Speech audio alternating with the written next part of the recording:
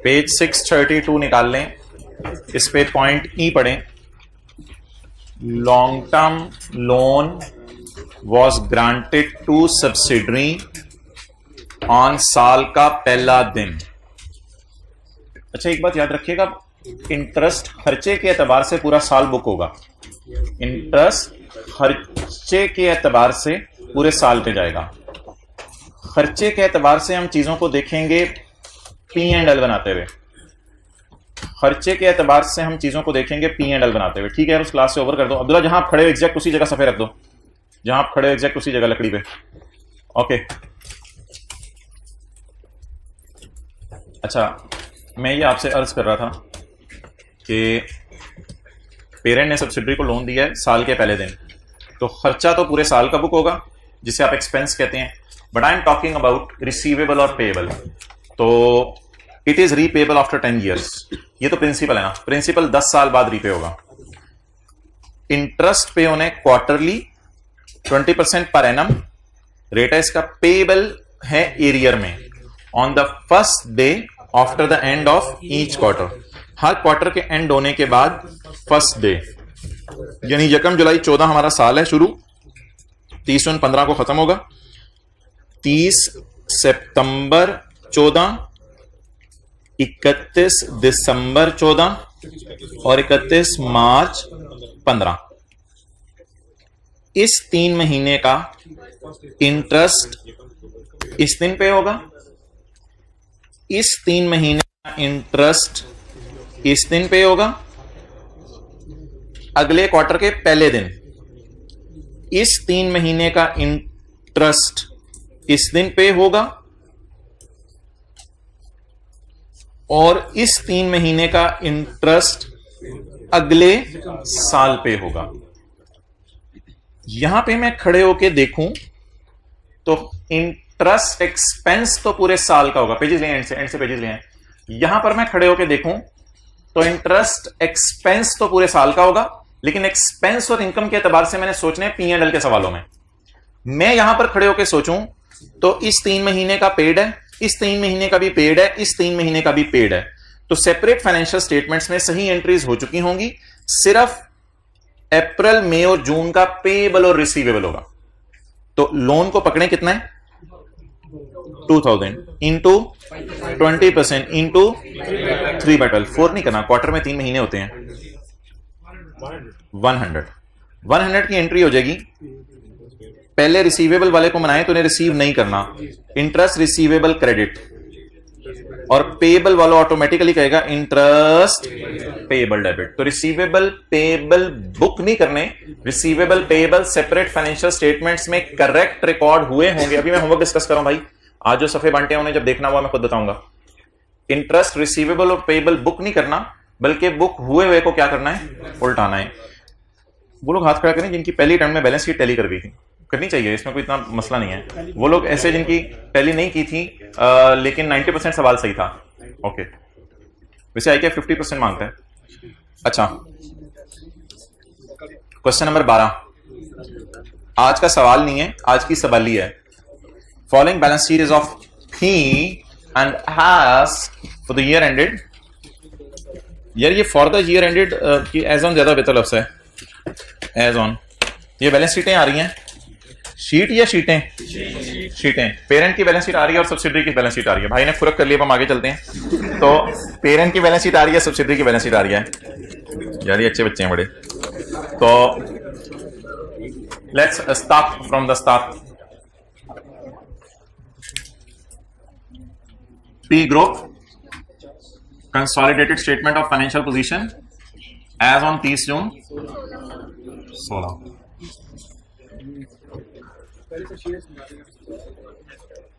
अच्छा, investments in S आ रही हैं 450।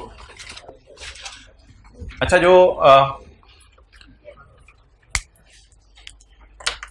ये ना सवाल 5 तरीके से हमने सॉल्व करना है। असल में ये सिनेरियोज हैं, तो ये एक सवाल नहीं है, ये 5 सवाल हैं। इसलिए बार बार इसकी बैलेंस शीट आपको उतारनी पड़ेगी।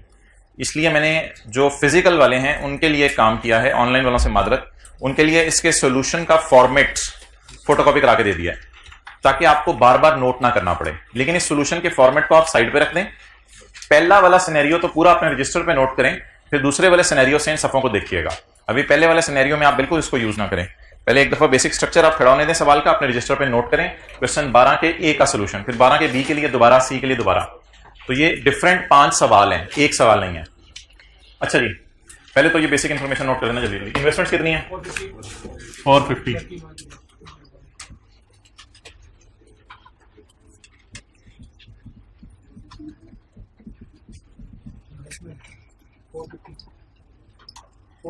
आगे करंट एसेट्स 675 पूरा लिखा करें।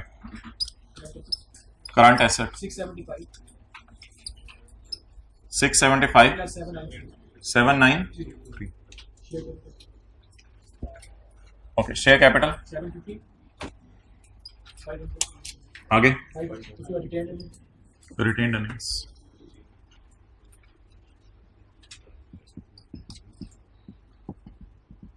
मुझे पता चल गया।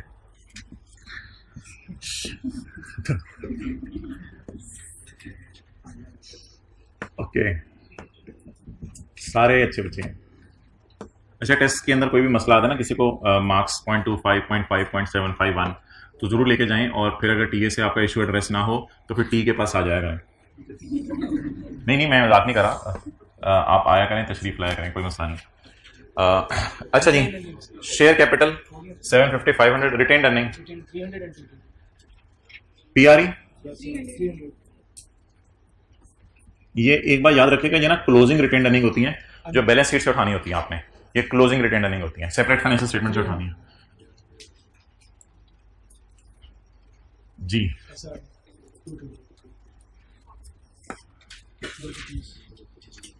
230 करंट लायबिलिटीज। दानिश, उस बंदे के लिए आपने इनाम लाना है जिसके IFRS 8 वाले टेस्ट में पूरे मार्क्स आए, उस बंदे के लिए आप इनाम लाएंगे। करंट लायबिलिटीज हैं अभी तक किसी के पूरे? वैसे अभी तक नहीं पूरे। Current 75 plus 63। ओके, ऑन यकम जुलाई 2015, साल के पहले दिन, साल के ऑन यकम जुलाई 2015, P acquired 60% shares of S when S retained earning were 20 million. आज कोई ओपनिंग रिटेन अर्निंग मिसिंग है या निकालनी पड़ेगी या गिवन है? गिवन है बस। ओपनिंग रिटेन अर्निंग कितनी है जी? 20। प्री 20।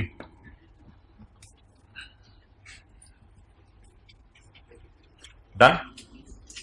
तो कुछ सफ़े मैंने बांटे हैं सिर्फ फिजिकल और हाइब्रिड क्लास में, ऑनलाइन वालों के लिए नहीं। उनमें मैंने इतना स्ट्रक्चर फॉर्मेट का बना दिया है हर सवाल के लिए, क्योंकि हमने 5 सवाल करने हैं। और अगर वो सफ़े में देखना चाहूँ, ऑनलाइन में मैं अपलोड भी नहीं करूँगा, आप लोग अपने रजिस्टर पे नोट करें। अगर उसको आप देखना चाहें तो वो सफ़े कुछ इस तरह के होंगे, ये यानी कि इतना स्ट्रक्चर सवाल का। गुडविल निकली हुई है, गुडविल निकाल के शो करें जी। 520 प्रोपोर्शनेट शेयर 520 का 40%, 208। गुडविल 138। अच्छी किस्मत 138।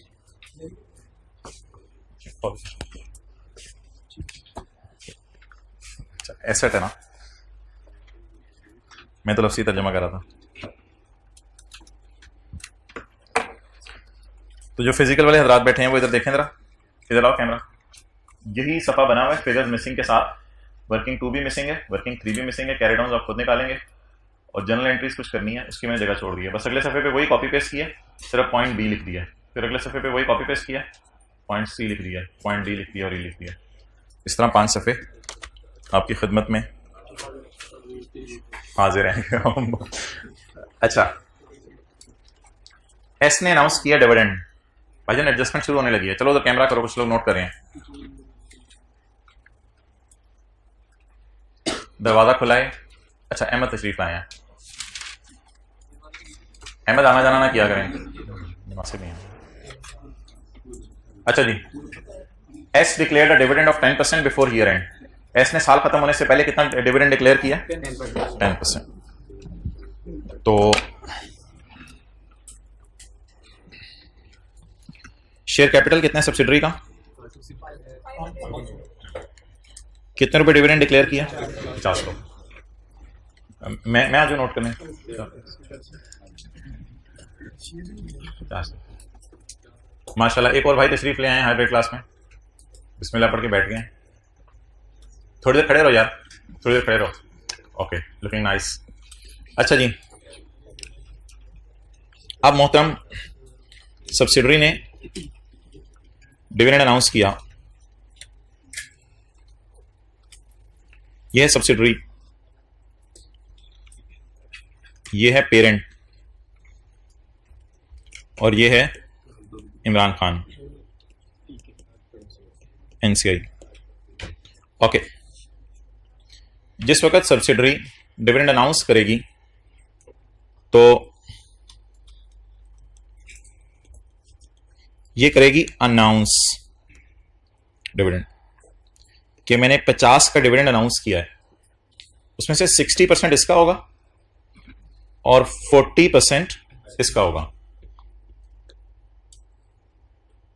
ये देने वाला है डिविडेंड, ये रिसीव करने वाले हैं। असल में cow give milk and plant give units and investments produce dividend. इसने भी इन्वेस्टमेंट की हुई है, इसने भी इसमें इन्वेस्टमेंट्स की हुई है, तो इनकी इन्वेस्टमेंट्स पे इनको डिविडेंड आएगा।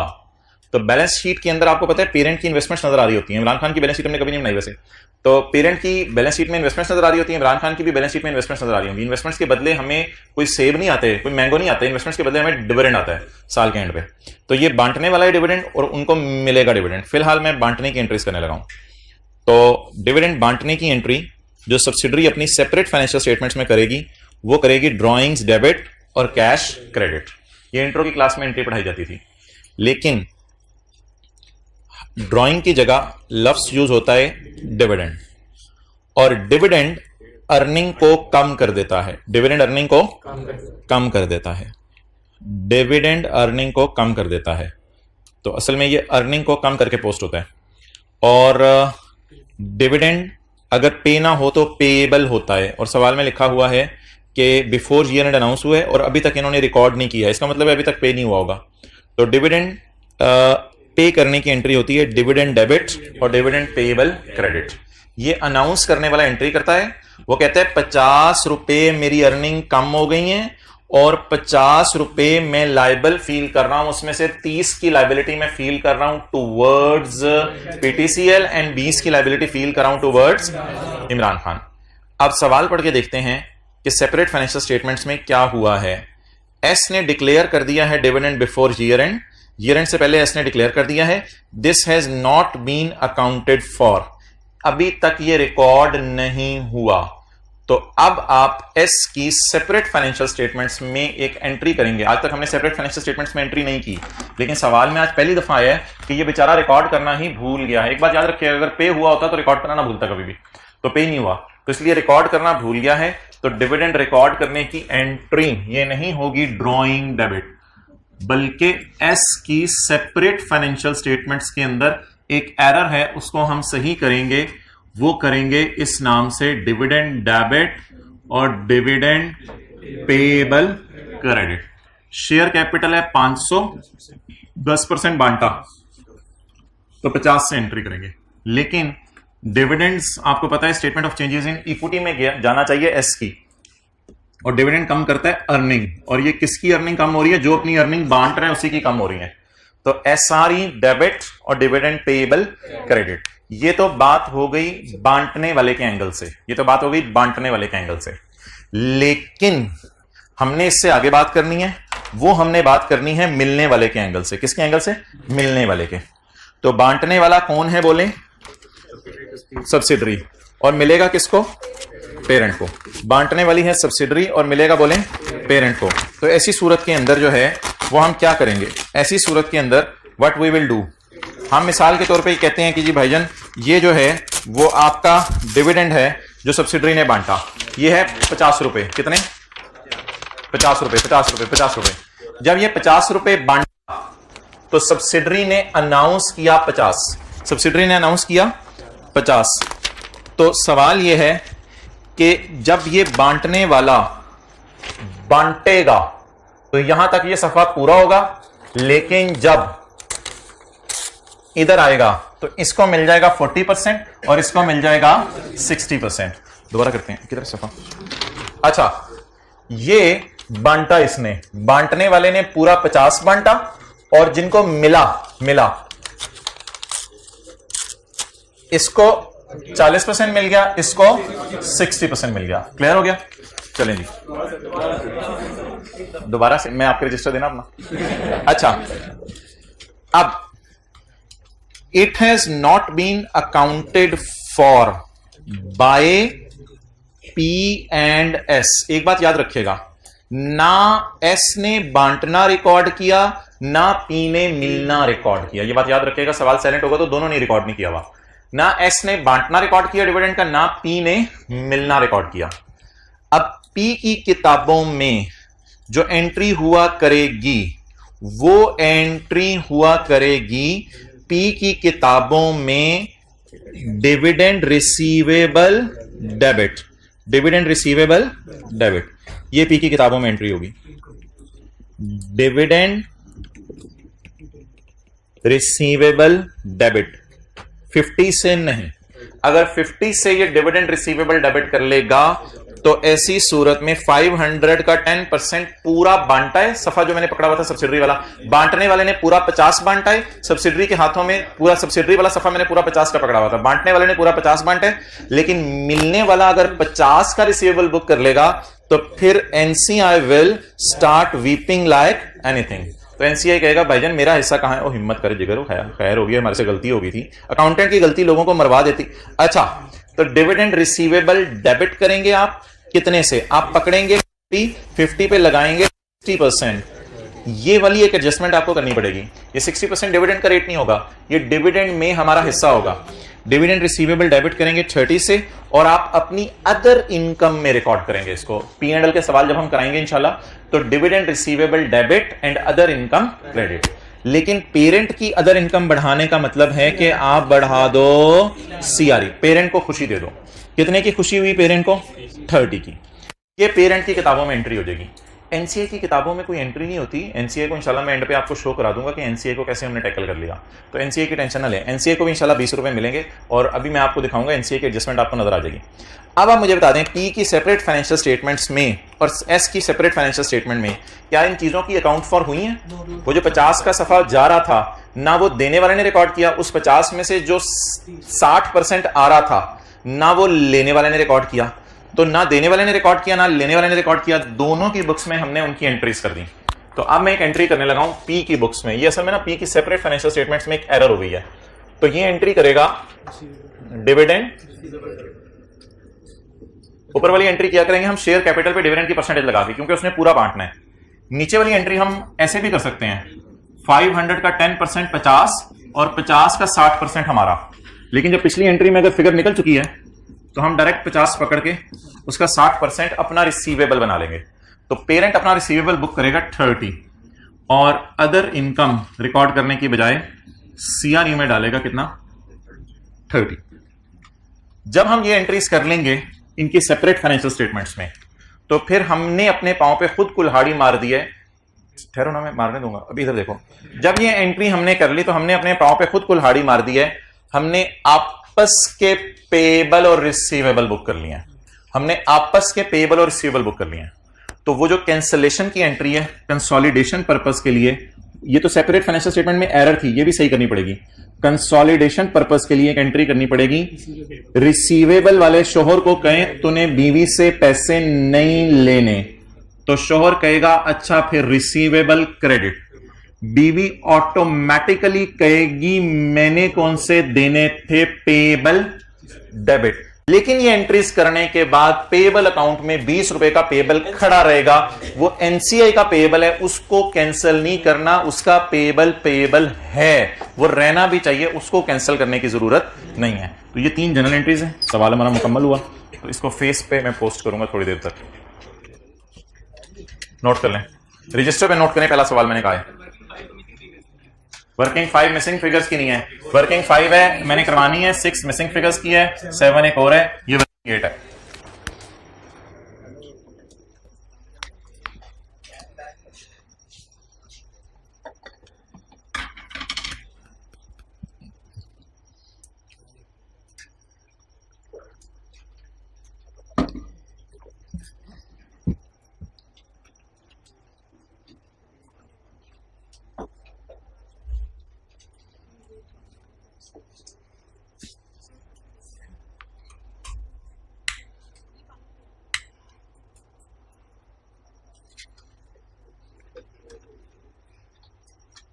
ओके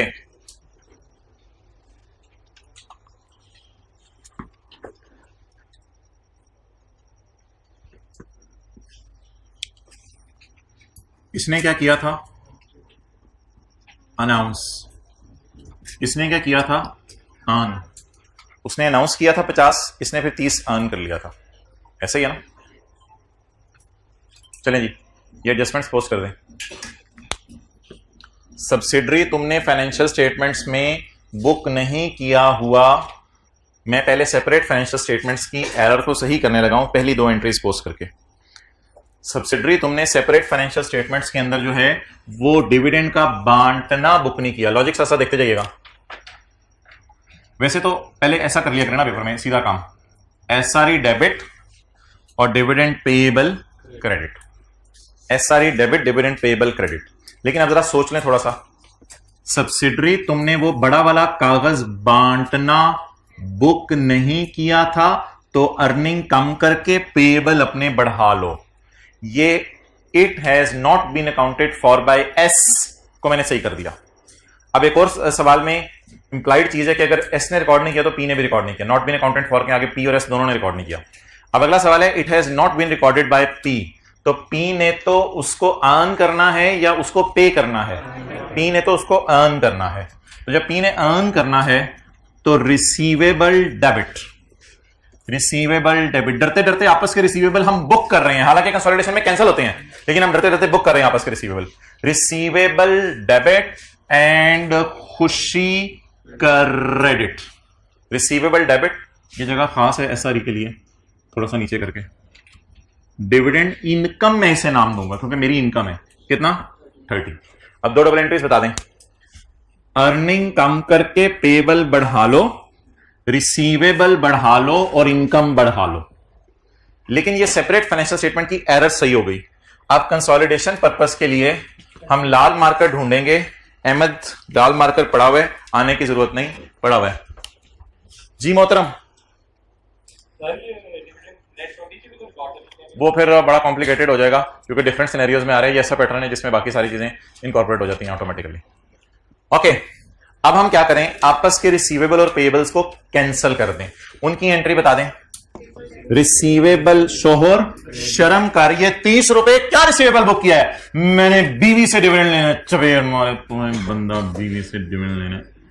ये 50 रुपए किसको देने हैं? इसमें से मैंने 30 शोहर को देने हैं। भाई कंसोलिडेशन हो रही है बाजी, खुदा का खौफ करें, सब्सिडरी कंसोलिडेशन शुरू हो गई है। ये पेएबल टू शोहर खत्म करें और शोहर टू रिसीवेबल फ्रॉम बीवी खत्म कर। सो देखें, so that was all. Totals कर दें।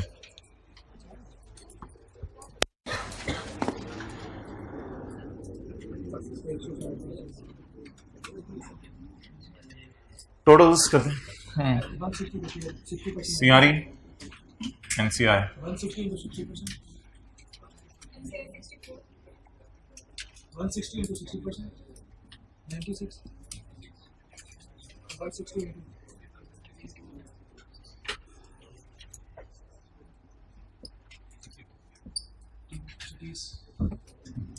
कुछ भेजा है मुझे सब्सिडरी ने, हाँ हाँ हाँ, 90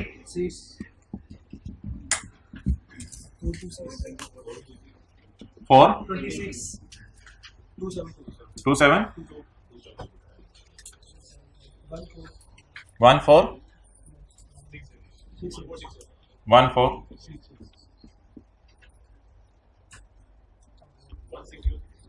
1606 CRE NCI 270 150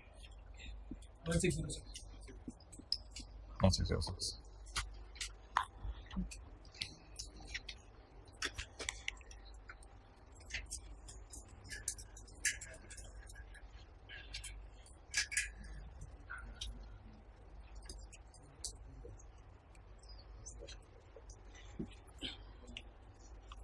नहीं, अभी तस्वीर ना खींचो। अगर आपने तस्वीर खींचनी है तो फिर मुझे ये लिखने दो इधर, ये पॉइंट ए सॉल्व हुआ। टोटल 5 तस्वीरें बनेंगी आपकी, A B C D E.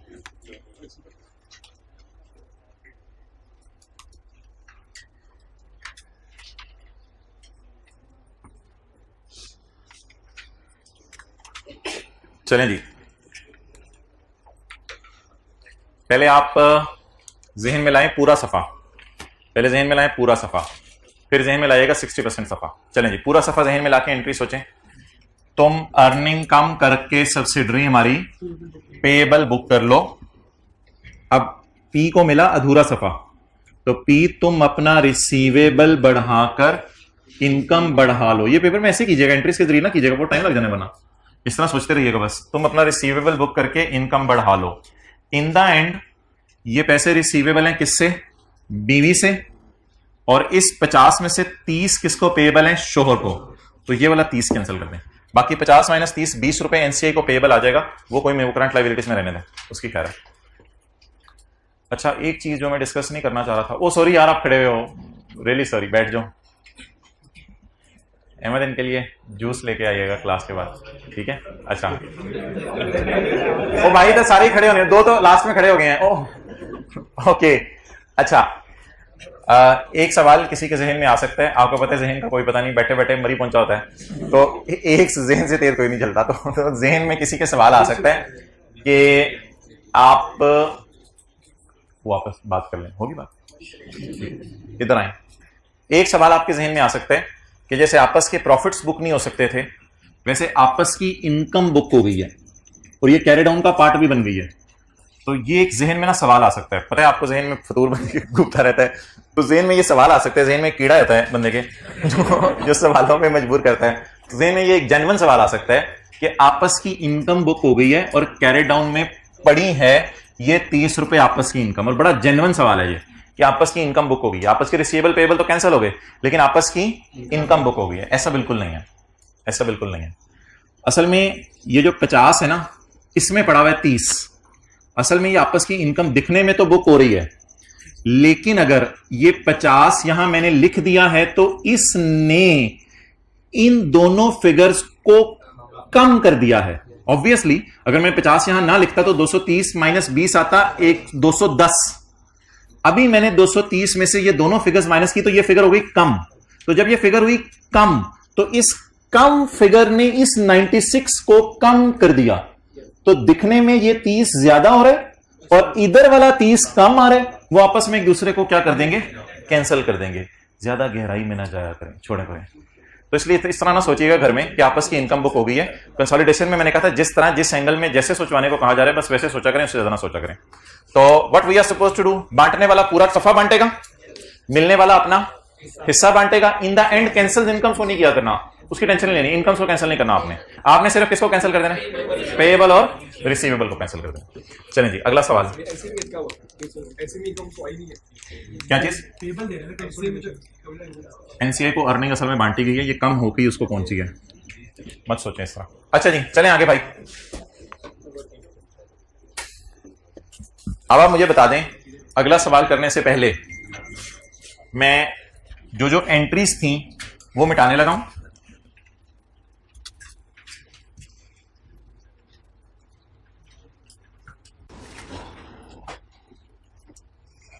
ठीक है, अगर ये एंट्रीज मिट गई तो देखते रहें, ये भी मिटेगा, ये भी मिटेगा, ये भी मिटेगा, ये भी मिटेगा, ये भी मिटेगा, ये भी मिटेगा, ये भी मिटेगा, ये भी मिटेगा। अच्छा, मैं मिटाता रहता हूं, आप लोग बोलते रहें। यार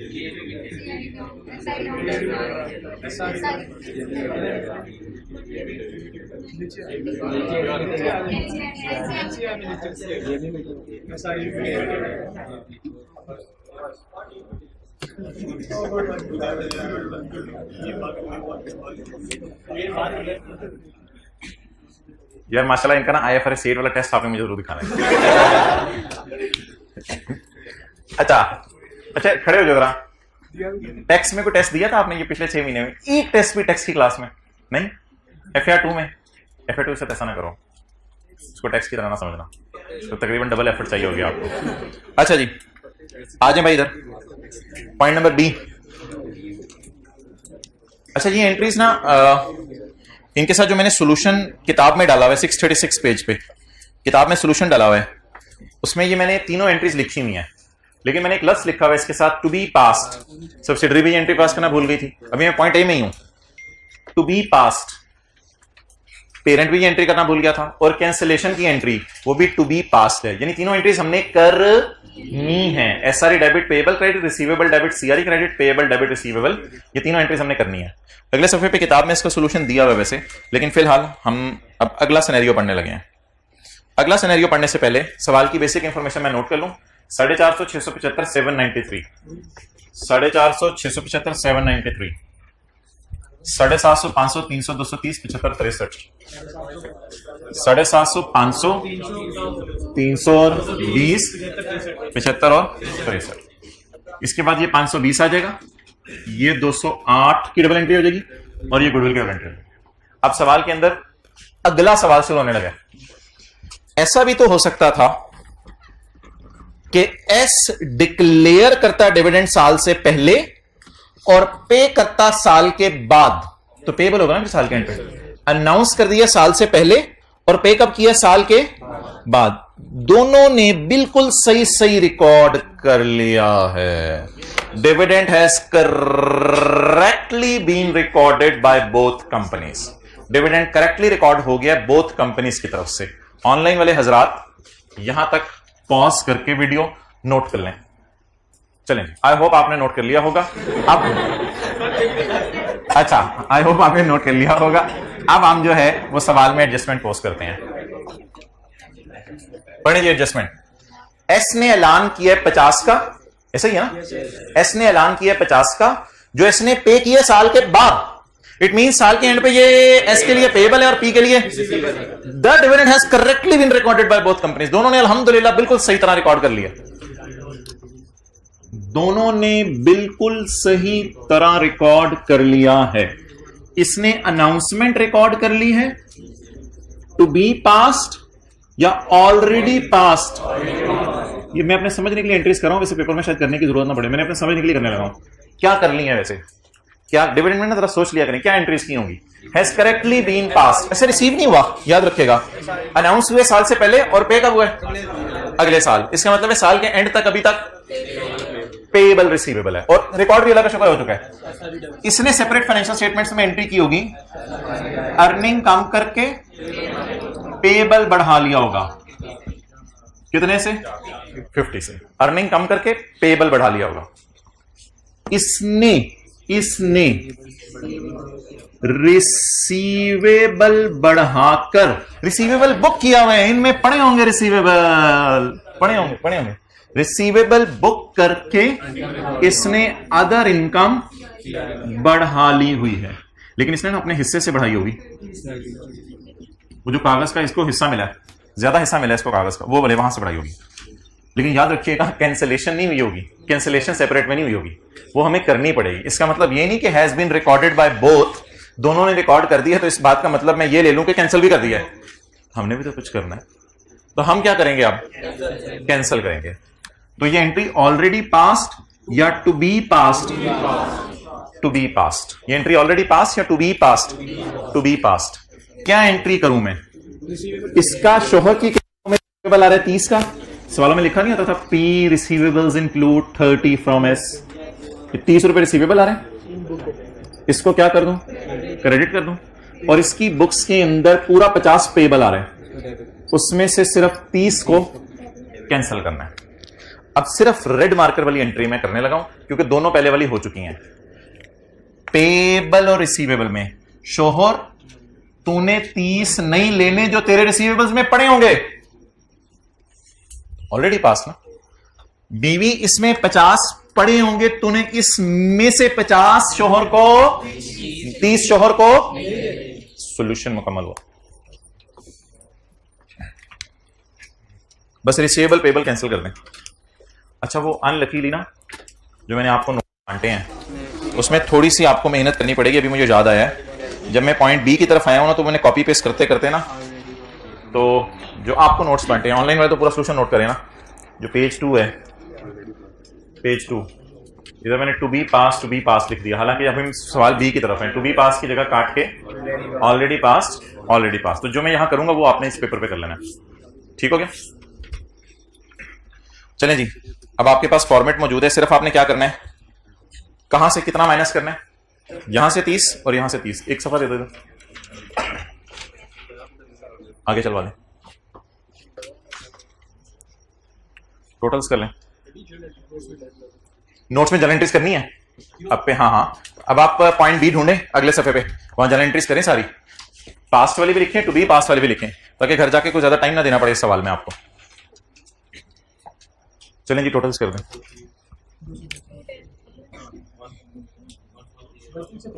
1 4 सही करें आप जी। 230 माइनस 20 120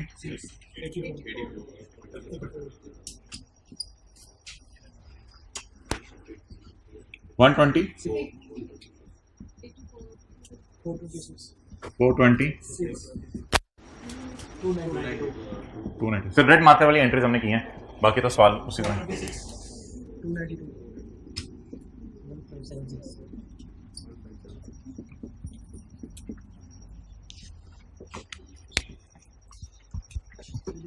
अब तस्वीर आप कह सकते हैं।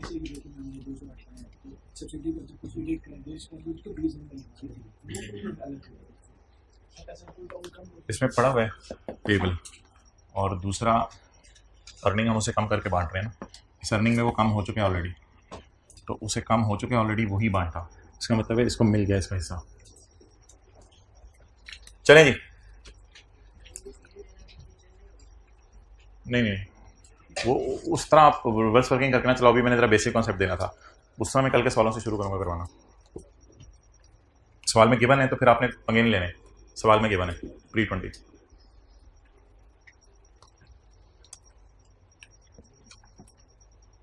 चलें जी, अब फिर मिटा दें और तस्वीर खींच लें। पॉइंट सी कराने लगा।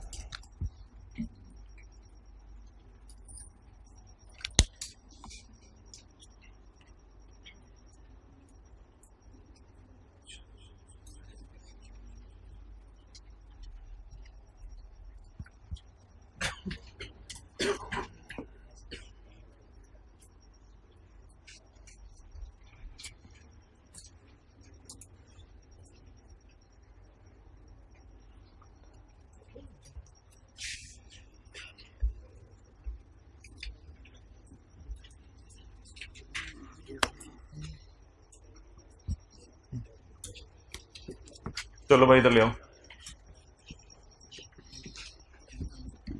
तीसरा तो आप खुद ही कर लें।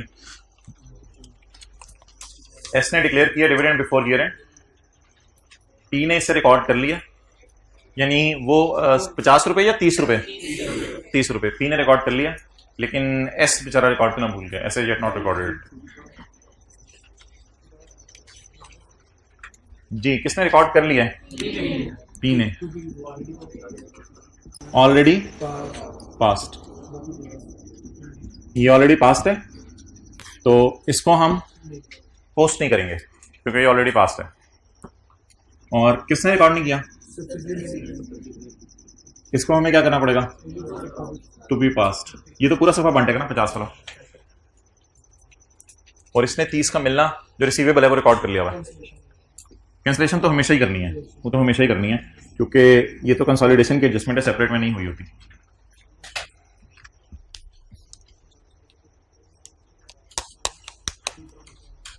टू बी पास्ट, ये जरा गौर से देख लें, यहां मैंने लिखा है टू बी पास्ट, यहां ऑलरेडी पास्ट, और ये भी एंट्री करनी है हमने। अच्छा, अब ना इसके रिसीवेबल्स में, पेरेंट के रिसीवेबल में 30 पड़ा होगा और इसने अदर इनकम में भी 30 डाल लिया होगा, इसलिए इसकी टेंशन नहीं है। एडजस्टमेंट करते हैं, टू मार्कर से ना सेपरेट फाइनेंशियल स्टेटमेंट की एरर सही कर लें। अबे तूने बांटना रिकॉर्ड नहीं किया, यहां लिखा करें अनाउंस, अर्न नहीं, अनाउंस, अनाउंस पूरा होता है। तूने बांटना रिकॉर्ड नहीं किया तो अनाउंस कर और पेएबल बढ़ा, और ये एंट्री हो चुकी है, ये कर दें कैंसलेशंस -30 -30।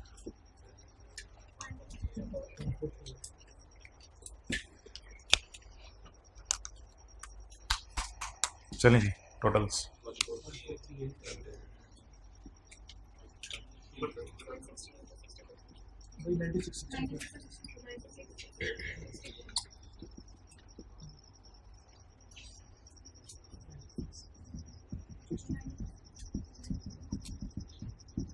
वही 96 270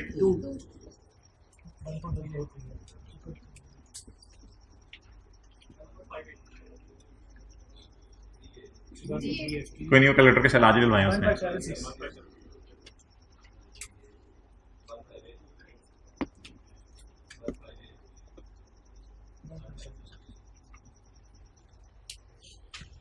एक दिन में इतनी बैलेंस शीटें आपकी टैली नहीं होंगी, अभी चौथी और पांचवी भी होनी है। ये 70 लेक्चर अटेंड करने के बाद ऐसा होता है।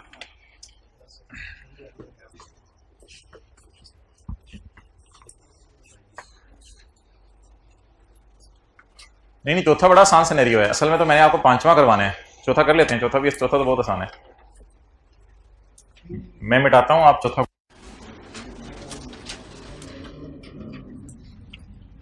चौथा अब हम शुरू करने लगे।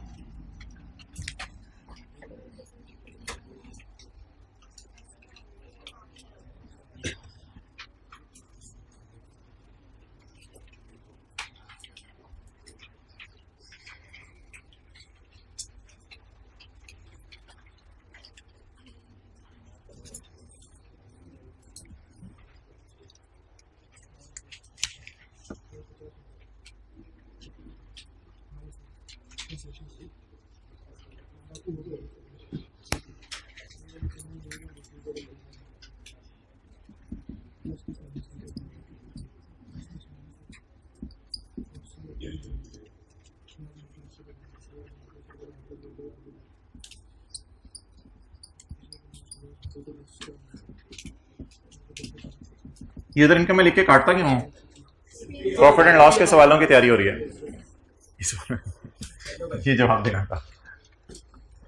एस ने अनाउंस किया डिविडेंड साल से पहले, एस ने करेक्टली रिकॉर्ड कर लिया है। ये 50 की बात हो रही है, 30 की, पूरे सफे की बात हो रही है। और पी ने अभी तक रिकॉर्ड नहीं किया। अनाउंस वाला या अर्न वाला? अनाउंस वाला क्या हो गया है? Already pass. अनाउंस वाला पास हो गया। अर्न वाला अर्न वाला टू बी पास्ट, अगली दफा इंशाल्लाह पास होगा। To be past. कैंसलेशन वाली तो करनी है।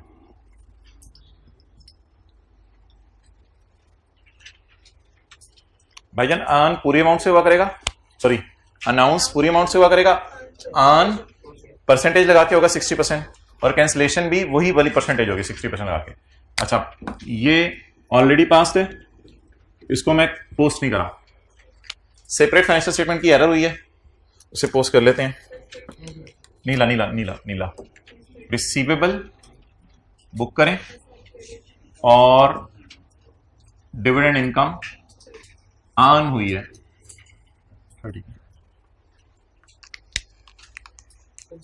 कैंसलेशन कर दो। -30 -30।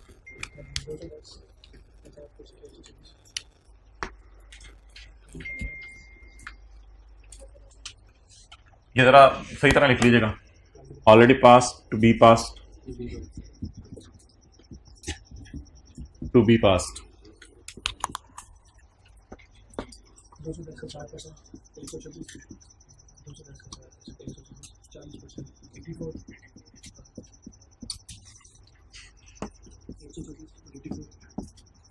इसका 456 292 146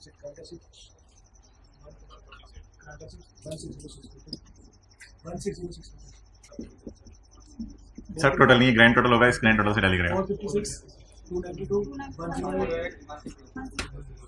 108 minus this 108.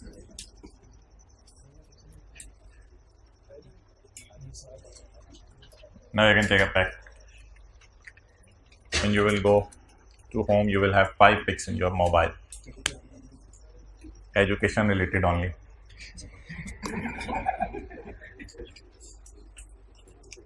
खुद पसंदी की बीमारी को हो रही है खत्म, अपनी तस्वीरें ले लेके उनको कुछ ये वो करना, और ये जरा खत्म कर दें जरा जी। ओके मोहतरम, एस ने डिक्लेयर किया डिविडेंड साल खत्म होने से पहले, और साथ पे भी कर दिया उसने,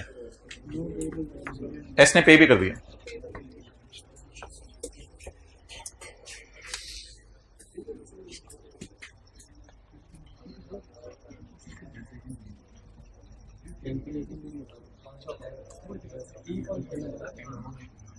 प्यार से साथ वाले हो गए, बड़ा बन रहा होता है, तू जरा अब बोल अब क्या करना है।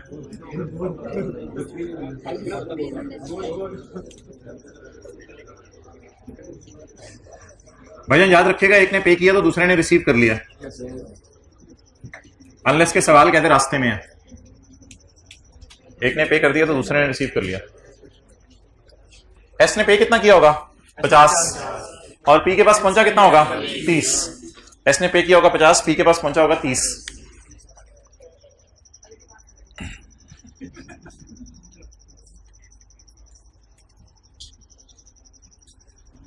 एस ने बड़ा वाला कागज पे करते हुए सोचा होगा पे पे।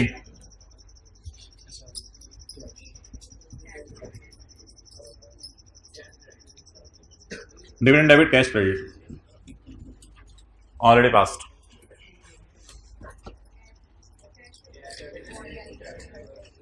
अच्छा, ये मैं क्यों लिख रहा हूं कि ये ऑलरेडी पास है? याद रखिएगा जो पेड की फिगर है ना, पेड, अकाउंटेंट नेवर भूल, अकाउंटेंट कभी भी भूलता नहीं है, क्योंकि इतना भी भूला नहीं है वो। असल में कैश जब जेब से जा रहा होता है ना, या जेब में आ रहा होता है, तो कुछ ना कुछ अकाउंट आपने हिट करना ही होता है, तो इसलिए अकाउंटेंट पेड की एंट्री कभी नहीं भूलता जी। अगर उसने पे कर लिया है तो इस तक पूरा पहुंचा होगा या इस तक इसका हिस्सा पहुंचा होगा? Cash debit other income credit. अच्छा जी, बबलू को कैंसिल करना है, भालू को कैंसिल करना है? किसी को नहीं कैंसिल, नो एंट्री, कोई एंट्री नहीं करनी। भाईजान भाईजान भाई बाबा, इसलिए एंट्री कर ली है या करनी है? कर ली। इसने ये वाली तो टोटल कर दें, कोई एडजस्टमेंट पोस्ट नहीं होगी इस सवाल में। ये जो है ना, 5वां सिनेरियो आई कैप बड़ा फ्रीक्वेंटली टेस्ट कर रहा है, बहुत ज्यादा, क्योंकि बच्चे ना कुछ करने लग जाते हैं। करो करो और करो एक बारी, सबसे ज्यादा ये टेस्ट हो रहा है। अच्छा पे हो गया, चल जिगर कैंसिल करें, आएगा जिगर आजा। तो बस ना ब्लू मार्कर ना रेड मार्कर, कोई एंट्री करने की जरूरत नहीं। अच्छा ये कर दीजिएगा आगे, ये जो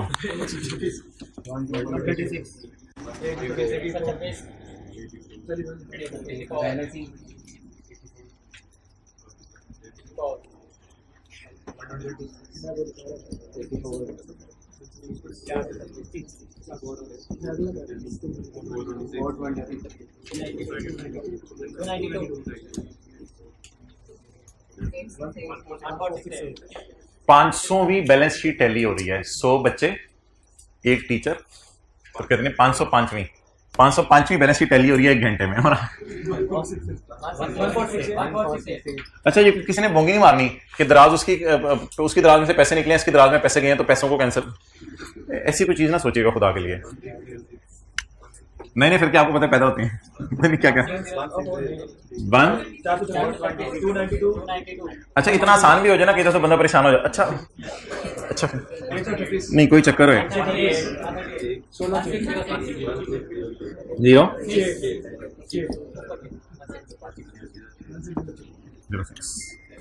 चलें दानिश भाई, हम भाई को बुला लाएं, अब कॉस्ट अकाउंटिंग का इंटरव्यू होना है उनका। अच्छा नहीं वो आज उनको प्रायर इन्फॉर्म नहीं किया हुआ, कल बच्चे कहते कॉस्ट अकाउंटिंग का भी मशवरा।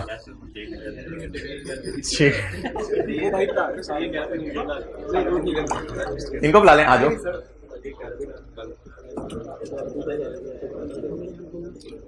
क्यों हो गया एकदम ये लोग बाहर आने लगे हैं?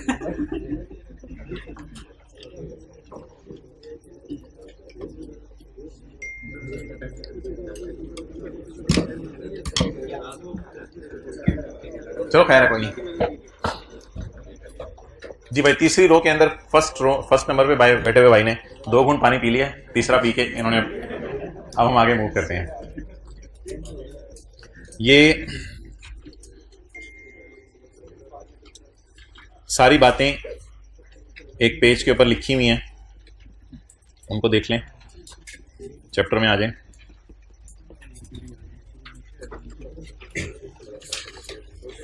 जल्दी जल्दी आए भाईजान।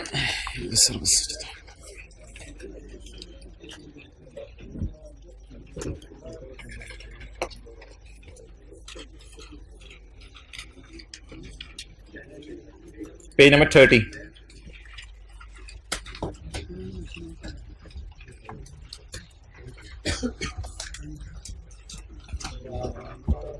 दानिश जहां भी हैं तशरीफ ले आए।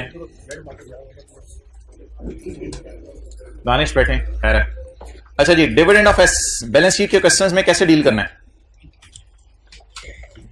नॉट रिकॉर्डेड बाय बोथ, तो फिर तो ना पी ने एंट्री की ना एस ने एंट्री की। अर्न वाला बुक करें, अनाउंस वाला बुक करें, और रिसीवेबल पेएबल को 30 से कैंसिल कर दें। ये हमारा पहला वाला सवाल था। एंट्रीज ऑलरेडी पास तो नहीं है ना? फिर पेज 30 है, दोनों ने रिकॉर्ड कर लिया है। इसने अर्न वाला रिकॉर्ड कर लिया, इसने अनाउंस वाला रिकॉर्ड कर लिया। तो हमें पेपर में क्या खड़े होकर एक्शन करना पड़ेगा? सिर्फ कैंसलेशन वाली एंट्री करनी पड़ेगी। पी ने रिकॉर्ड कर लिया है अर्न वाला, लेकिन एस ने अनाउंस वाला रिकॉर्ड नहीं किया। तो पहले अनाउंस वाला रिकॉर्ड कर दें, इधर देखें, और फिर रिसीवेबल पेएबल कैंसिल हमेशा वो जो परसेंटेज लग के अमाउंट होगी ना, 60% लग के, वो वाली होगी। अनाउंस तो कर दिया इसने, एस ने रिकॉर्ड नहीं किया। अनाउंस में नहीं बोल रहा, अनाउंस कर दिया, रिकॉर्ड करना भूल गया। एस ने, ये सारे ना अनपेड हैं, सारे अनपेड हैं, पे नहीं हुए भी। एस ने रिकॉर्ड कर दिया, लेकिन पी ने रिकॉर्ड नहीं किया। यानी अनाउंस करने वाले ने रिकॉर्ड कर दिया और अर्न करने वाले ने रिकॉर्ड नहीं किया। तो अर्न करने वाले का रिकॉर्ड कर दें और कैंसलेशन की एंट्री कर दें। पेड, पी को मिल गया, एस ने दे दिया है, इसलिए कैंसलेशन की कोई एंट्री नहीं बनती। Do nothing. Okay, so that is a very important discussion now regarding the dividend of P. It is a dividend of P, it is a dividend of P. ये आज के सवाल में नहीं था। It is a dividend of P, ना it is a dividend of P. Try to understand what is P. ओ मैं पी को दोबारा बनाने लगा हूं।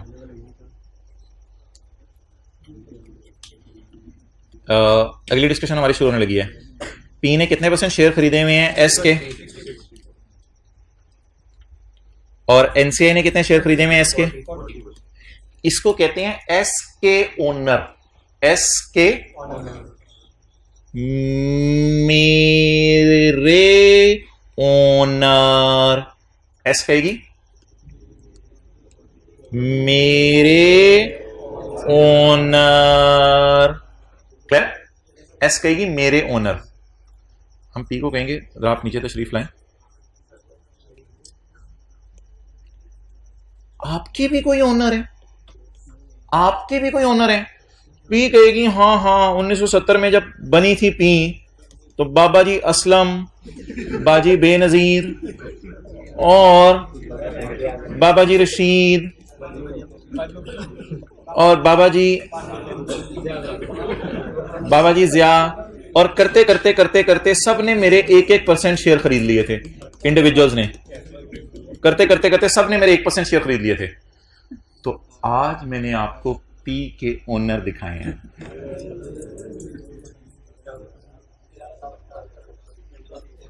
किसके ओनर? पी के ओनर। आज मैंने आपको, ये क्या लिखा था सजिया, आज मैंने आपको पी के क्या दिखाए हैं? ऑनर। ये चले गए हैं, कोई मसला नहीं, बिलावल कर लो, जिया। अच्छा, तो ये किसके ऑनर हैं? इधर आपने कंसोलिडेशन एडजस्टमेंट कोई नहीं करनी। द रीजन इज के पी और ये लोग कोई पी और एस नहीं है। तो इन लोगों के अंदर जाहिर बात है, जब पी बनी होगी 1970 में, तो पी के भी तो कोई ओनर होंगे। बाद में पी के ओनर्स ने मशवरा दिया होगा आप एस खरीद लें। तो एस के ओनर्स की बात नहीं कर रहा मैं, सिर्फ किसके ओनर की बात कर रहा हूं। अब अगर पेरेंट ने डिविडेंड रिकॉर्ड नहीं किया तो आप रिकॉर्ड कर दीजिएगा, simple entry, dividend debit dividend payable credit, बस एंट्री कर दीजिएगा पेपर में। सेपरेट फाइनेंशियल स्टेटमेंट में एरर हो गया। अब ये नहीं सोचना कि पी अनाउंस करने वाला पहले तो अर्न करा था, अब पी इनके लिए क्या करेगा? अनाउंस। अब आपने ये नहीं सोचना पी अनाउंस कर रहे तो ये लोग अर्न करेंगे, नहीं नहीं नहीं नहीं, ना ऐसे सोचना है कि पी अनाउंस कर रहे तो सब्सिडरी अर्न करेगी, ऐसे भी नहीं सोचना। तो बस पी क्या करेगा? तो इधर अनाउंस और अर्न वाली साइड नहीं है, इधर सिंगल साइडेड ट्रांजैक्शन है, ठीक है। अनाउंस बस पी की अनाउंसमेंट है। अगर उस सवाल कायदे का रिकॉर्ड कर दिया है तो पेपर में इग्नोर कर दीजिएगा, अगर सवाल कायदे का रिकॉर्ड नहीं किया तो रिकॉर्ड कर दीजिएगा। इसमें कोई दो बातें नहीं है कि उसने क्या करना है और इसने क्या करना है। जो भी करना है तूने करना है, बस तू क्या करने वाला है। और अनाउंस करके इसके हिस्से भी नहीं करने कि 60% उसका और फलां का इसका, बस खत्म बात।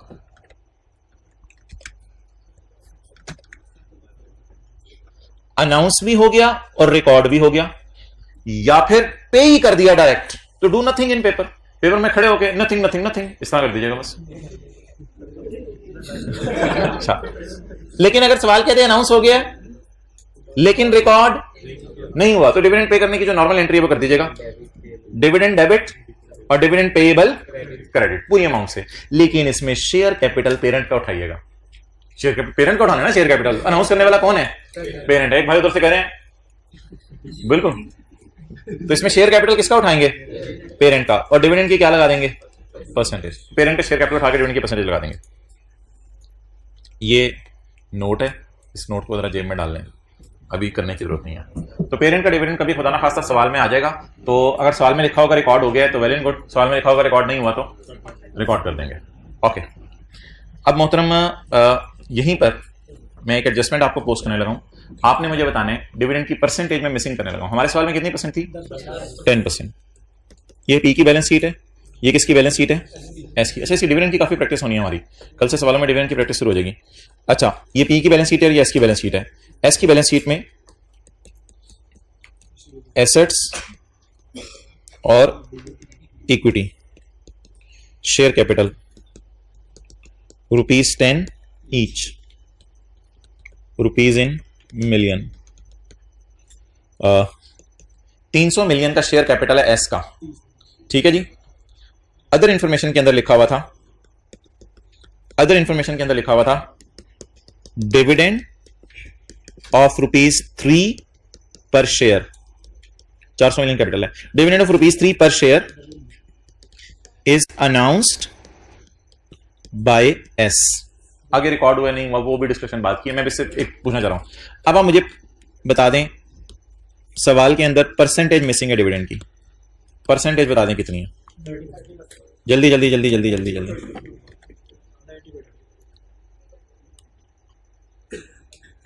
चीज को बिला वजह मुश्किल ना बनाया करें। एक शेयर होल्डर घर से कितने पैसे लाया था? 10 रुपए। एक शेयर होल्डर घर से कितने पैसे लाया था? 10 रुपए। और कंपनी ने उसको कितने रुपए दे दिए? तो 10 वाले को अगर 3 रुपए दे दिए तो फिर कितने परसेंट डिविडेंड अनाउंस हुआ है? 30% डिविडेंड अनाउंस हुआ है। नीचे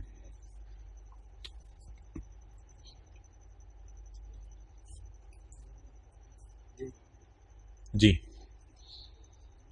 तो परसेंटेज आप मुझे बता दें कैसे निकलेगी। परसेंटेज निकलेगी 3/10 इंटू 100, तो हम वो परसेंटेज में लाने के लिए करते हैं ना, इज इक्वल टू 30%। रंगीन 30% डिविडेंड अनाउंस हो गया। तो अगर सवाल में डिविडेंड की परसेंटेज मिसिंग होगी तो कैसे निकला करेगी? 3 रुपए डिविडेंड मिला, जो बंदा घर से कितने रुपए लाया था? 10 रुपए लाया था, तो इसको पकड़ा करेंगे, इससे डिवाइड कर दिया करेंगे। अब अगर आपने डिविडेंड की परसेंटेज निकालनी है तो वो निकला ही है 30%। अब आप मुझे बता दें एस ने अनाउंस कितने मिलियन किया है? कैलकुलेटर पकड़ के एस ने अनाउंस कितने मिलियन किया है? 400 इंटू 30%, 120। एस ने अनाउंस किया 120, और पी ने इसका फिर अर्न जितना किया होगा वो मुझे नहीं पता, क्योंकि अभी पी और एस की परसेंटेज सवाल में मिसिंग है। तो बहरहाल मैं डिविडेंड परसेंटेज अगर मिसिंग हो तो ऐसे करना है, लिख लें, if dividend percentage is missing in question, तो परसेंटेज निकाल लेनी है और जैसे मर्जी कर लो, जिस तरह हाँ उस तरह करना है उस तरह कर लो, कोई मसला नहीं। परसेंटेज ऑफ डिविडेंड क्या? हाँ वो वैसे ही मैंने शेयर कैपिटल 400 कर दो, 600 कर दो, उससे क्या फर्क पड़ता है? इधर 700 कर दो शेयर कैपिटल। आपने क्या करना है? आपने इस 3 को इस 10 पे डिवाइड करना है, बस ये मैं कह रहा हूं। 700 को तो देखना ही, टोटल सरमाया को नहीं देखना। एक शेयर कितने रुपए का? 10 रुपए का। एक बंदे को कितने रुपए मिले? तो 3 डिवाइड बाय 10, उसकी इन्वेस्टमेंट पे उसे कितने परसेंट डिविडेंड मिला? 30% डिविडेंड मिला।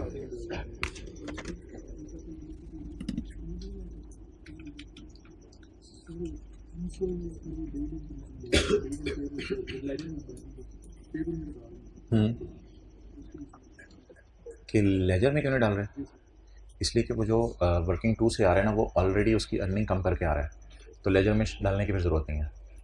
वर्किंग 2 में जब आप लिख देते हो ना एसआरई इस साइड पे, तो वो दोनों को तकसीम हो जाता है। या तो एक तरीका ये हो सकता है उस 50 को पकड़ो, दोनों में 30 और 20 डाल दो, फिर आपको अच्छा समझ आ जाएगा, वैसे कर लो।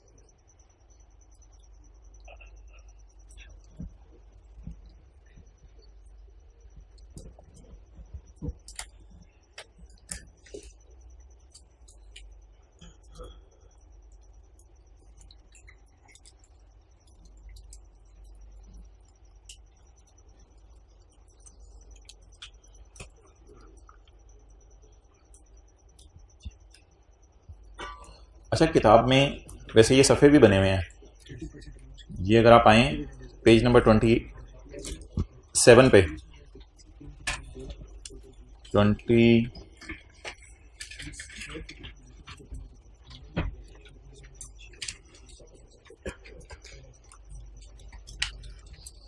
पेज नंबर 19 पे,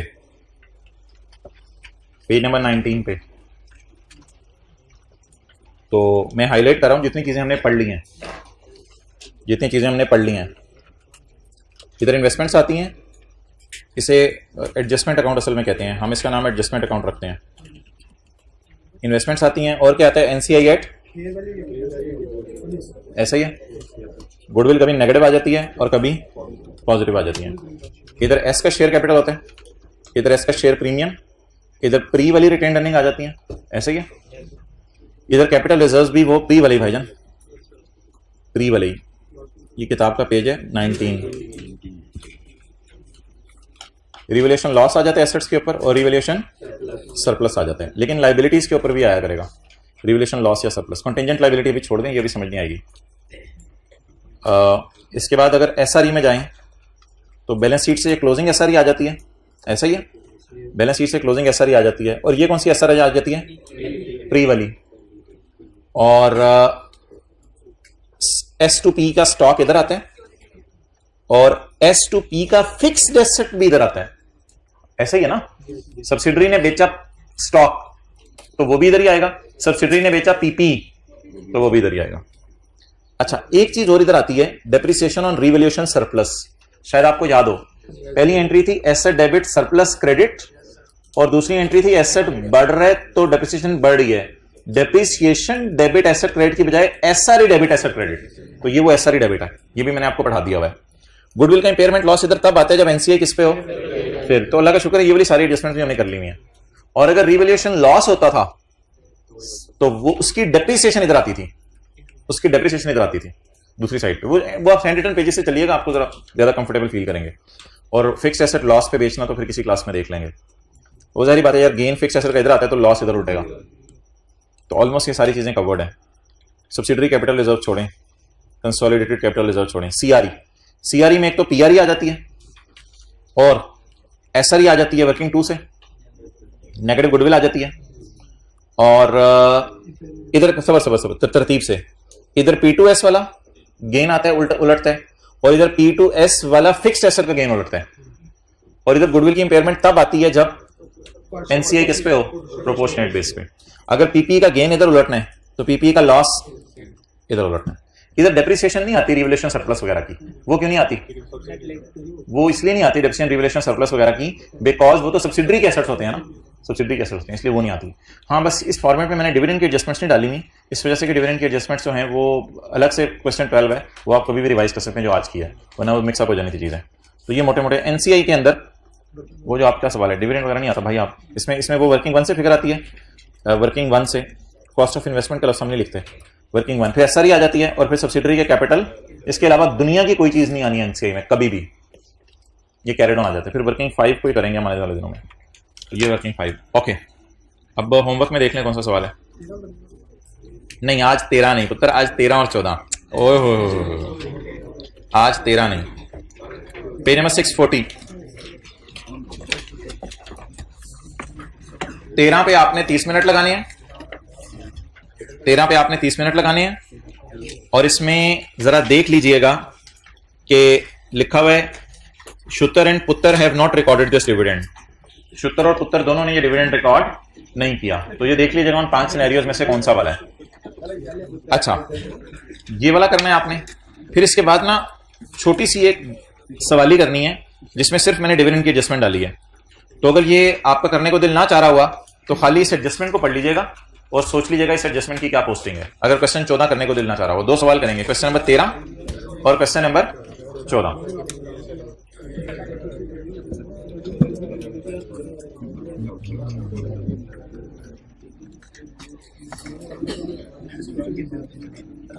जी जी जी, मुझे आपकी फिक्र है, मुझे पता है टेस्ट की डिस्कशन रहती है, मुझे पता है लीज के बारे में मैंने कुछ बातें करनी थी। आई एम ऑलरेडी फिक्रमंद regarding you, so you need not remind. Anyways, you can remind it anytime if I forget.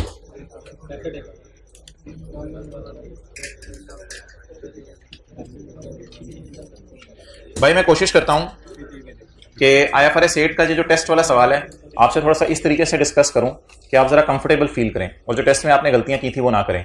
इसमें जो सबसे ब्लंडर मारे गए हैं वो एंटिटी वाइड डिस्क्लोजर्स में है। एंटिटी वाइड डिस्क्लोजर दिखने में बहुत आसान थे, लेकिन इस सवाल में आपने पता नहीं उनकी क्यों दही बना दी है एंटिटी वाइड डिस्क्लोजर। और ऐसे ऐसे बच्चे पता चले हैं कि जिन्होंने एंटिटी वाइड डिस्क्लोजर में जो बाइडन और शेख रशीद का नाम तक लिख दिया है, हालांकि ये बहुत बड़ा ब्लंडर है। और ऐसे ऐसे बच्चे मिले हैं जिन्होंने एंटिटी वाइड डिस्क्लोजर के अंदर एक्सटर्नल सेल और नॉन करंट एसेट की परसेंटेज डाली है, हालांकि हम हमेशा अमाउंट डालते हैं, परसेंटेज नहीं डालते, अमाउंट डालते हैं। अच्छा जी, IFRS 8 का टेस्ट 7 का question number 1 and all, 1 in all. Fashion x provides management admin service, it is located in Pakistan. तो यहां से हमारा जहन होना चाहिए था कि इसके नॉन करंट एसेट्स भी पाकिस्तान में होंगे। It is located in Pakistan. Dress manufactures dresses, अब कुछ को ये लाइन ही समझ नहीं आई थी। Dress manufacturers dresses, shirt manufacturers shirts. इसकी ना असल में 3 सब्सिडरीज हैं, एक ड्रेस है, एक शर्ट है, एक प्रोमो है, और खुद इसका नाम फैशन एक्स है, हेड ऑफिस का। Dress manufacturer dresses, shirt manufacturer shirts, both of them are located in China. तो अब जहन में हमने रखना है कि ड्रेस, ये हेड ऑफिस जिसका नाम फैशन एक्स है, ये पाकिस्तान में, और ड्रेस और शर्ट चाइना में लोकेटेड है। इनकी सेल पता नहीं कहां हो रही है, चाइना में लोकेटेड है। और पाकिस्तान के अंदर एक और चीज भी है, प्रोमो। प्रोमो पाकिस्तान के अंदर है। तो ये अगर मैं टेरिटोरियल बात करूं, ये लोग पाकिस्तान में है और ये हेड पेरेंट पाकिस्तान में, ये वाली सब्सिडरी पाकिस्तान में, ये दोनों सब्सिडरीज चाइना में है।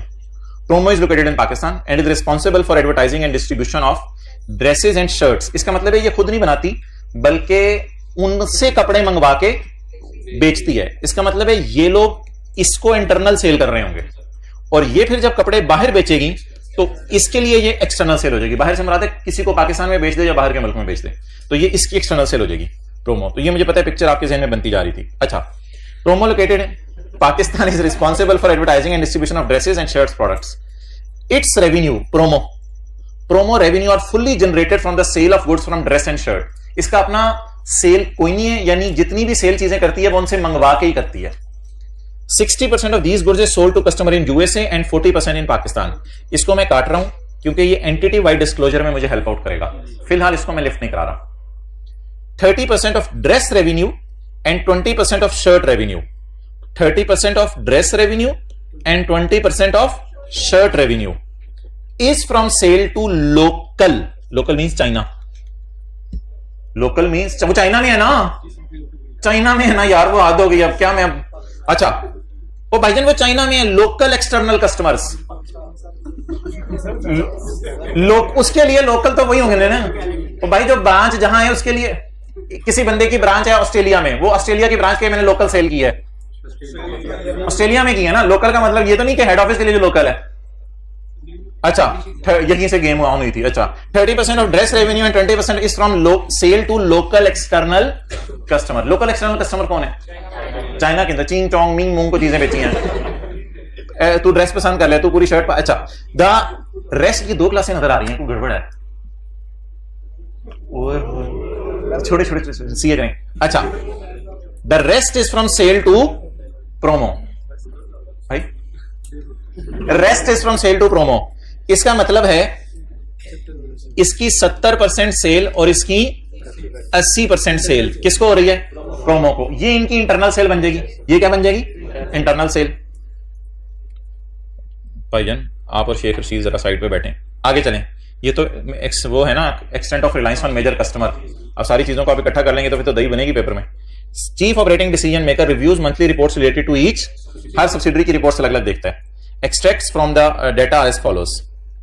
पीपीई आ रहा है हेड ऑफिस का, हेड ऑफिस पाकिस्तान में है, चाइना में इसका पीपीई पड़ा हुआ है, शर्ट्स का पीपीई भी चाइना में पड़ा हुआ है, और प्रोमो का पीपीई पाकिस्तान में पड़ा हुआ है। यहां पे आपके बन जाने थे एंटिटी वाइड डिस्क्लोजर।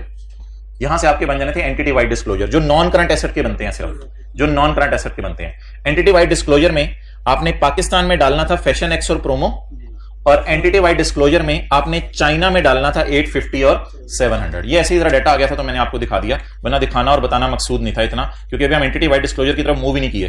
तो एंटिटी वाइड डिस्क्लोजर जो बनने थे उसमें जो नॉन करंट एसेट्स आने थे वो हमारे पाकिस्तान में थे 120 और 150, और चाइना में थे 850 और 700। इसमें सिर्फ नॉन करंट एसेट्स डालने थे, पीपी, और कोई चीज नहीं डालनी थी। डन हो गया?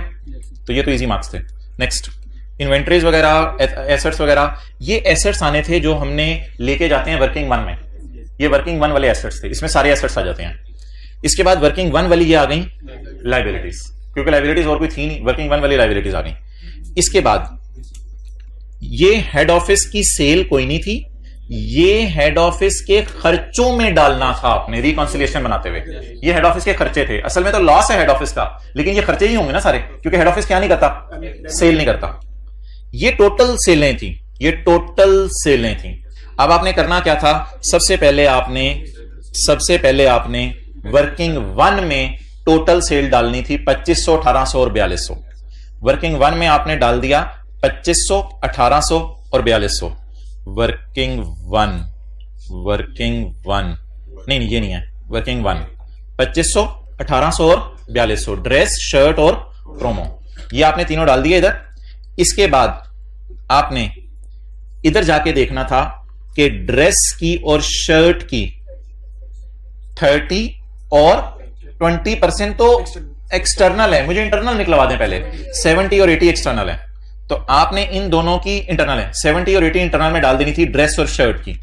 तो ड्रेस और शर्ट की, अच्छा मैंने एक्सटर्नल सेल पहले निकाली हुई है, इंटर वो बैलेंसिंग निकाली हुई है। इट्स अप टू यू, जैसे मर्जी कर लें, इंटरनल निकाल लें या एक्सटर्नल निकाल लें। एक्सटर्नल इनकी हमने निकाल ली तो इंटरनल क्या आ गई? बैलेंसिंग आ गई। लेकिन प्रोमो आपको पता है उधर से चीजें मंगवाता है तो वो वापस उनको नहीं बेचता, तो इसलिए प्रोमो की आपस की सेल कोई थी नहीं, तो प्रोमो की सारी क्या थी? External cell. डन। इंटरनल निकाल के एक्सटर्नल निकाल लेते या एक्सटर्नल निकाल के इंटरनल निकाल लेते, इट्स अप टू यू। इसके बाद एसेट्स प्रॉफिट जो आपके आने थे हेड ऑफिस के नहीं आने थे प्रॉफिट्स, हेड ऑफिस के प्रॉफिट्स आते हैं वर्किंग वन में सेगमेंट्स के, हेड ऑफिस के खर्चे रिकंसाइलिंग आइटम के तौर पे जाते हैं, तो प्रॉफिट्स आ जाने थे दोनों के, ये प्रॉफिट्स पीबीटीज गिवन थे 850, 670, 305, इसे खर्चों में डालना था रिकंसाइलिंग आइटम के तौर पे। चलें जी, ये प्रॉफिट्स आ गए तीनों के, ये जमा कर देना था इनको। इसके बाद एसेट्स 720, 1700, 1350 और 150, इसमें 720 नहीं उठाना था क्योंकि 720 हेड ऑफिस के एसेट्स थे, ये रिकंसाइलिंग आइटम के तौर पे आना था, तो ये आपने उठा लिया 1700, 1350, 150। अच्छा, ये टेस्ट ये करने के बाद डाटा तीनों के तीनों आपके जो है वो ऑपरेटिंग सेगमेंट आ रहे थे रिपोर्टेबल। तो जब तीनों रिपोर्टेबल आ रहे थे, तीनों को आपने रिपोर्टेबल बनाना था और रिपोर्टेबल बनाकर external, internal, total, PBT, assets, liabilities, depreciation भी सवाल में दी हुई थी, लेकिन डेप्रिसिएशन से आपने प्रॉफिट एडजस्ट नहीं करने थे क्योंकि डेप्रिसिएशन अल्लाह का शुक्र है ऑलरेडी प्रॉफिट्स में एडजस्टेड थी कि डेप्रिसिएशन की वजह से प्रॉफिट आप सही करने बैठे गए हो, तो डेप्रिसिएशन की वजह से प्रॉफिट सही नहीं करने थे, डेप्रिसिएशन सिर्फ डिस्क्लोजर के लिए दी हुई थी। लेकिन हेड ऑफिस की डेप्रिसिएशन नहीं उठानी थी क्योंकि हेड ऑफिस की डेप्रिसिएशन जो है वो तो रिकंसाइलिंग आइटम में इसी खर्चे में पड़ी होगी, डेप्रिसिएशन है तो आपने इन तीनों की उठानी थी, लेकिन डेप्रिसिएशन की रिकॉन्सिलेशन जरूरी नहीं थी, डेप्रिसिएशन की रिकॉन्सिलेशन जरूरी नहीं थी, तो डेप्रिसिएशन इन तीनों की उठानी थी 80, 68 और 15, ये 80, 68 और 15, ये टोटल आगे इसको रिकंसाइल कराने की जरूरत नहीं है। डेप्रिसिएशन को चार चीजों की मेन रिकंसिलेशन चाहिए होती है, total revenue, segment profit, assets और लायबिलिटीज। ये एसेट्स और लायबिलिटीज हेड ऑफिस के थे।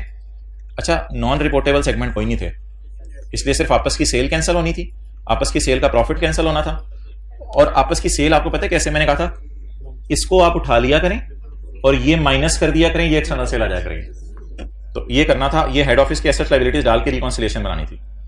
असल जो बात थी ना वो थी एंटिटी वाइड डिस्क्लोजर में एक्सटर्नल सेल, उसके लिए ना इसको कुछ बच्चों ने पकड़ा है, हालांकि 5310 के हिस्से करने हैं आपने, 5310 के हिस्से करने हैं, 5310 के जो आपने हिस्से करने हैं, इसमें जो सबसे पहले प्रोमो है, प्रोमो सारा का सारा बेच रहा है पाकिस्तान, तो 4200 आ गया प्रोमो का सारा पाकिस्तान। ड्रेस की जो एक्सटर्नल सेल है वो चाइना में है, वो चाइना, इंटरनल तो उठानी नहीं भाईजान, इंटरनल तो पाकिस्तान में, इंटरनल तो उठानी नहीं, एंटिटी वाइड डिस्क्लोजर में एक्सटर्नल सेल होती है, तो ये जो 750 की सेल है ये सारी की सारी सेल चाइना के लोकल कस्टमर्स को है, तो ये चली जानी थी चाइना में, ये किसमें चली जानी थी, चाइना में। ओ ये 4200 में मसला, सॉरी मैं बताता हूं। अच्छा 750 इधर आ गया, ये किधर की सेल चली गई, चाइना की। ये जो 360 है ये भी चाइना की सेल है, तो चाइना में ये 750 भी आ जाना था, और बोले 300, इसी तरह देख सकते हैं ना 750 की सेल कहां है, चाइना में, और ये पाकिस्तान में है, लेकिन मुझे कौन सी सेल चाहिए होती है, एक्सटर्नल, ये चाइना की होगी। ये 360 क्या है, शर्ट्स की सेल, ये भी कहां है, चाइना, तो ये चाइना की सेल हो गई। अब बच गई प्रोमो की सेल। प्रोमो की सेल के बारे में सवाल में लिखा हुआ था कि प्रोमो की सेल 60% यूएसए में है, 40% पाकिस्तान में है, तो फिर आपने प्रोमो की सारी ही एक्सटर्नल है, फिर आपने प्रोमो की सेल पकड़नी थी, इसका 60% डाल देना था किधर, यूएसए में, और इस 4200 का 40% कहां डाल देना था, पाकिस्तान में डाल देना था। डन। अगली चीज ये करने के बाद मेजर कस्टमर वाला फड्डा था। मेजर कस्टमर वो होता है जो एक्सटर्नल सेल का 10% हो। एक्सटर्नल सेल का 10% कितना हो गया, 531। 531 को आपने कंपेयर करना था इनकी सेल से। जो बाइडन को 15% सेल हो रही है प्रोमो की, प्रोमो की सारी सेल का 15%, ये ना कहिएगा कि यूएसए की सेल का, प्रोमो की सारी सेल का 15% इसको हो रहा है, तो प्रोमो की सारी सेल कितनी है, 4200 का 15% 630। अगर जो बाइडन को सेल है तो जो बाइडन की सेल 531 से ज्यादा है, इसका मतलब है ये मेजर कस्टमर है। और प्रोमो की सेल का 12% शेख रशीद को हो रहा है, प्रोमो की सेल का 12% शेख रशीद को हो रहा है, वो 5310 को ना लें, 4200 को लें। 4200 का कितने परसेंट, 40%, 4200 का 12%, 4200 का 12% कितना, 504 इज लेस देन 531, इसलिए ये हमारा मेजर कस्टमर नहीं है, क्योंकि इसको प्रोमो की तो सेल 12% हो रही है, हमारी एक्सटर्नल सेल 10% नहीं हो रही इसको, इसलिए ये हमारा मेजर कस्टमर नहीं। जी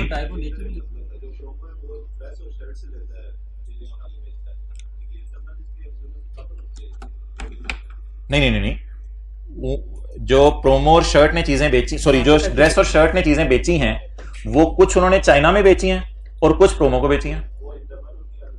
आप क्लास के बाद डिस्कस कर लो मेरे से। और किसी के जहन में कुछ बात?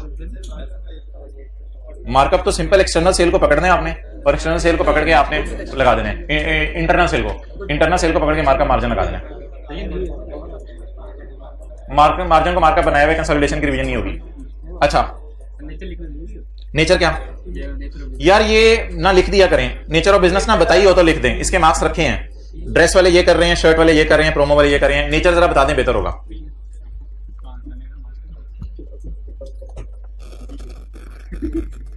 अच्छा, मैंने आपको कहा था वो मैं रिवाइज करवाऊंगा उसमें जीआरबी जो जीआरबी, वो इंशाल्लाह मैं कल करवा दूंगा रिवाइज।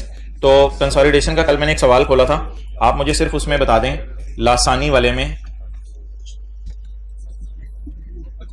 कि रेंटल कितना है,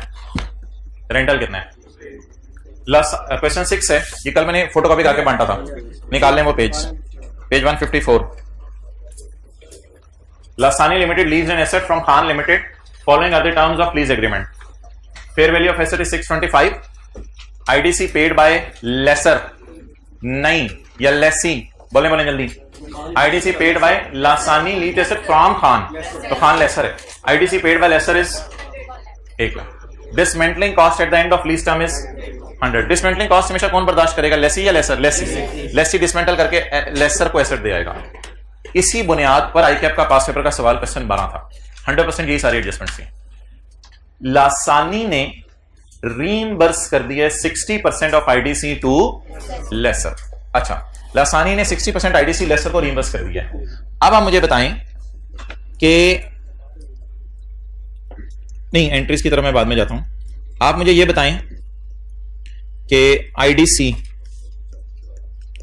लेसी की कितनी है और आईडीसी लेसर की कितनी है, टोटल कितनी है आईडीसी?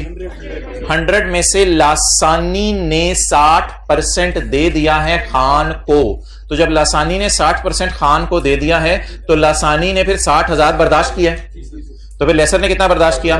40,000। मैं इन दोनों को आपको बताऊंगा एंट्रीज में कहां जाना है, दोनों को बताऊंगा एंट्रीज में कहां जाना है। GRV and UGRV was 20 and 30, incremental borrowing rate was 10%, और यही कहता है डिसमेंटलिंग की कैलकुलेशन में यूज करो। अच्छा, Khan limited desired rate was 15%, ये खान लिमिटेड डिजायर्ड या रिक्वायर्ड रेट होता है, लिख लें इम्प्लिसिट रेट। इम्प्लिसिट रेट के ना मुख्तलिफ नाम है, रिक्वायर्ड रेट, डिजायर्ड रेट। ये कॉस्ट ऑफ कैपिटल रेट को अजीब सा आईकैप ने दिया था, अब नहीं दे रहा, ये सीए फाइनल में आता है, इसको काट दें, अब आता भी नहीं और यूज भी नहीं करना, ये कोई अजीब सा रेट होता है। अच्छा जी, आप बता दें कौन सा रेट सवाल में अवेलेबल है?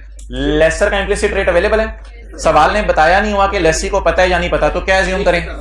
नहीं यार, ये एज्यूम नहीं करना कि नहीं पता। जब तक सवाल लिखना दे लेसी को नहीं पता, तब तक लेसी को पता है। सवाल लिख के बताएगा लेसी को पता नहीं है। अगर सवाल साइलेंट है तो रेट लेसर का इम्प्लिसिट किसको पता है? लेसी को पता है। अब सवाल में क्या मिसिंग है? रेंटल। जब भी सवाल में रेंटल मिसिंग होंगे तो हम जाएंगे अपनी समरी पर, जो लीज की समरी है, इधर किधर आ रही है, इस समरी पे जाएंगे, ये मैंने आपसे शेयर भी कर दी हुई है पिक्चर्स बना के। समरी पे आकर हम पढ़ेंगे मिसिंग रेंटल या missing interest rate. If these are missing in question of lessee और lessor, you will always use the following formula of lesser. Fair value plus IDC of is equal to PV of LP plus PV of, always using। इसमें manufacturer dealer laser में थोड़ी सी बात बताई थी, manufacturer dealer laser में IDC को आपने 0 लेना है, बस ये एक थोड़ी सी बात बताई थी। बाकी इस फॉर्मूले में हमेशा रेट कौन सा यूज करना है? Implicit rate. चलें जी, सवाल में आप मुझे बताएं कि फेयर वैल्यू क्या आ रही है।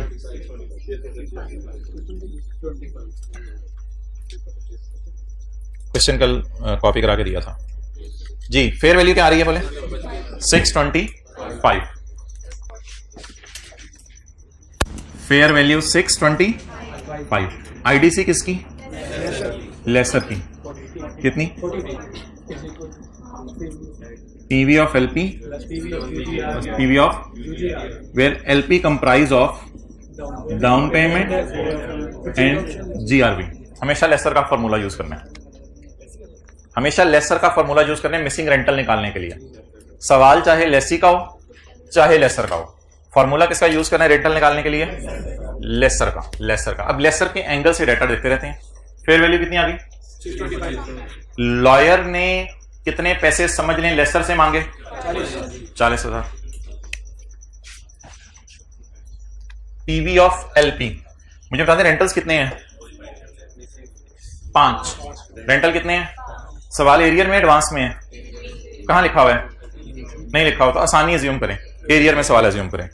अगली बात ये होगी, ये हो गए रेंटल हमारे, जीआरवी हो गई 20 और यूजीआरवी हो गई 30। लेसी के एंगल से इनको कैसे सोचने को मैं बाद में बात करूंगा। जीआरवी हो गई 20 और यूजीआरवी हो गई 30। रेंटल को ले लेता हूं मैं आर या एक्स, वो आपकी मर्जी है। R into always use implicit rate 1.15 raise to power minus divided by 0.15। ये रेंटल है। अभी भी जीआरवी मुझे चाहिए। GRV is 20 into 1.15। जीआरवी को सिंगल डिस्काउंट करते हैं, एनओटी का फॉर्मूला नहीं लगाते, plus PV of UGRV. PV of UGRV के लिए मुझे 30 चाहिए into 1.15 raise to power minus 5। What is rental? 191। इसके बाद आपने करना क्या है? दरवाजा खोल के घर चले जाना है। लेकिन एक मिनट, आपने पॉइंट नंबर 7 डालना है सवाल में और लिखना है रेंटल कितने आए? 191 या 191,000, जो मर्जी कर लें, चलो जो भी आ रहा है। 191 आगे क्या आ रहा है? चलो खैर है, 191,000 ये आपके निकला है रेंटल। सबर जाते जाते एक दो बात मेरे से सुन लें प्लीज प्लीज प्लीज। ये आपके निकला है रेंटल। अब आपने जो किया है ये टिश्यू पेपर है, इस पे आपने दोबारा नजर नहीं लेके जानी, इसको आपने फेंक देना है। फेंक कर सवाल दोबारा से पढ़ना है। अब आपने वो जो लीज की समरियां हैं वो खोलनी है और वो खोल के आपने देखना है कि लेसी का सवाल कैसे सॉल्व होता है और लेसर का सवाल कैसे सॉल्व होता है और जनरल एंट्रीज में आईडीसी दोनों कहां कहां लेके जाते हैं। अब आपने स्क्रैच से सवाल को पढ़ना है और समरीज खोल के सवाल को करना है, लेकिन वो भी रहने दें क्योंकि कंसोलिडेशन के आपको मैंने 1-1.5-2 सवाल होमवर्क में दे दिए, तो इंशाल्लाह कल इस सवाल को लेसी और लेसर के एतबार से एक दफा पढ़ लेंगे, लेकिन फिलहाल सिर्फ हमने रेंटल निकाले हैं।